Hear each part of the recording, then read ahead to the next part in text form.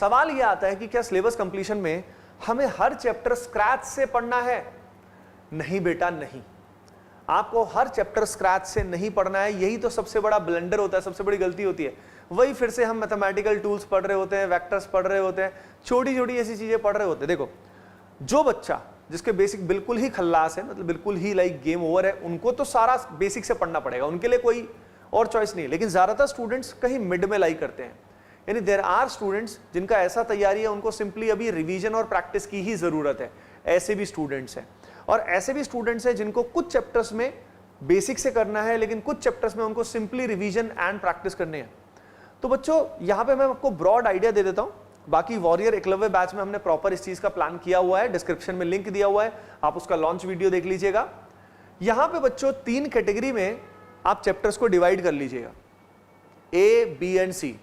यानी कोचिंग के हिसाब से चलना है आपको, लेकिन कोचिंग में कोशिश करिए कि आप प्योर लाइव बैच में नहीं हो, क्योंकि अगर आप शेड्यूल्ड बैच में हो, जैसे यहाँ पे हम लाइव सेशंस भी लेते हैं, लेकिन आपको सारे जो कंटेंट के लेक्चर्स हैं प्रॉब्लम सॉल्विंग के, वो शेड्यूल फॉर्मेट में मिल जाते हैं, तो बच्चा अपने हिसाब से किसी एक चैप्टर को पहले भी देख सकता है।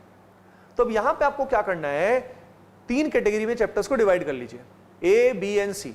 आज ही कर लेना, ये बहुत जरूरी है। ए वो है जिसमें आपको रिवीजन भी नहीं करना, आपको याद है सब कुछ टिप्स पे, आपको सिर्फ और सिर्फ क्या करना है, प्रैक्टिस करना है। तो ए कैटेगरी वो है जहां पे आपको सिंपली प्रैक्टिस करना है। बी कैटेगरी वो है जहां पे आपको रिवीजन करना है और साथ में बच्चों प्रैक्टिस करना है, रिवीजन करना है और प्रैक्टिस करना है। तो रिवीजन आप लेक्चर्स को फास्ट फॉरवर्ड करके कर सकते हैं, ठीक है। अब यहाँ पे सी कैटेगरी वो है जहां पे आपको थ्योरी भी करना है, रिवीजन भी करना है, प्रैक्टिस भी करना है, यानी पूरा टीआरपी चाहिए आपको, है ना, टीआरपी की भी पूरी भूख है आप में। तो यहाँ पे आपको बेसिक से करना पड़ेगा। अब आप ये बताओ, कौन से कैटेगरी के चैप्टर्स को करने में सबसे ज्यादा समय लगेगा? ऑब्वियसली सी कैटेगरी को करने में ज्यादा टाइम लगेगा, फिर बी को और फिर ए को। ए में तो सिंपली प्रैक्टिस करना है। अब एक बात बताओ, क्या ये बेवकूफी नहीं है अगर हम ए और बी कैटेगरी को भी दोबारा से थ्योरेटिकली कर रहे हैं? ये बेवकूफी है। तो ये ब्लंडर मत करना, क्योंकि एज अ ड्रॉपर फिर आप समेटते रह जाओगे, थ्योरी में फंसे रहोगे, और साल अगले 6-7 महीने कैसे निकल जाएंगे बेटा आपको पता भी नहीं लगेगा।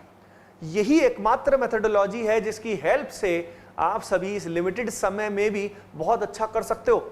आप सभी फाइटर हो, यू विल डू इट। अपन सब साथ हैं, we are together in this, है ना। तो इस जर्नी में हम मिलके मचाने वाले हैं बच्चों। तो यहां पे ये जो बी और सी है, हो सकता है ये दोनों मिला के 50% सिलेबस ही आपको ऐसे करना हो या 60% करना हो।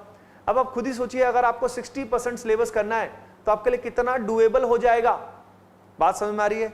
अगर आपको 50% ही करना है तो कितना डुएबल हो जाएगा, यानी लोड हमारा हाफ हो जाएगा।